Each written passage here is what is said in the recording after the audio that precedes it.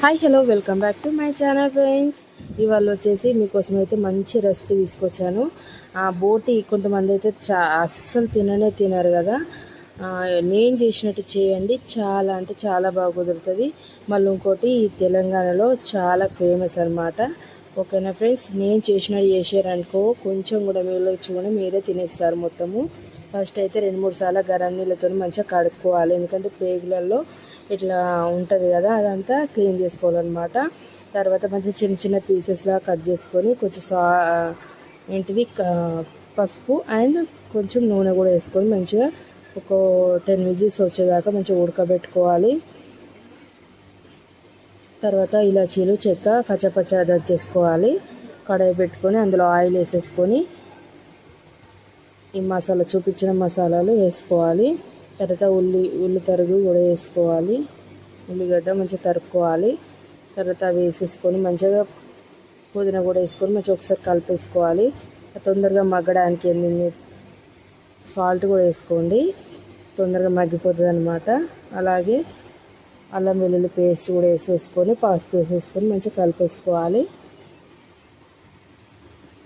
తర్వాత కొంచెం పుదీనా కూడా వేసుకోవాలి.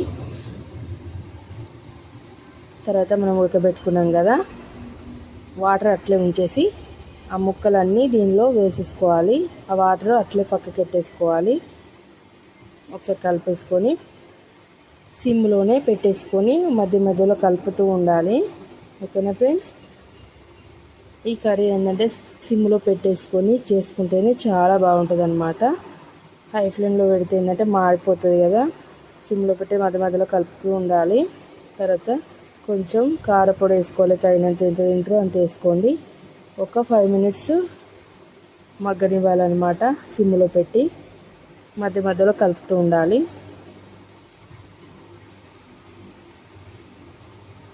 మంచిగా కలిపేసుకొని ఆ వాటర్ ఉన్నాయి కదా, ఆ వాటర్ దీనిలో పోసుకోవాలి. మళ్ళీ ఒకసారి కలిపేసి మూత పెట్టుకోవాలి.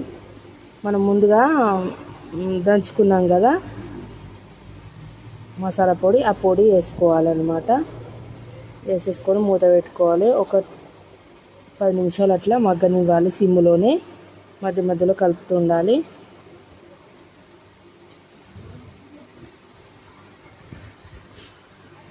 మనకి ఎంత గ్రేవీ టైప్లో కావాలంటే అంత చూసుకుంటూ మధ్య మధ్యలో చూసుకుంటూ కలుపుతూ ఉండాలి. మనం ఎంత కన్సిస్టెన్సీ రావాలంటే అంత అన్నమాట. ఇలా సరిపోతుందంటే దించేసుకుంటే సరిపోతుంది అంతే ఫ్రెండ్స్. ఇంకొంచెం దగ్గరికి కావాలంటే కూడా ఇంకొంచెం ఒక 5 నిమిషాలు ఉంచేసుకుంటే సరిపోతుంది అంతే ఫ్రెండ్స్. మీకు నచ్చినా కనుక లైక్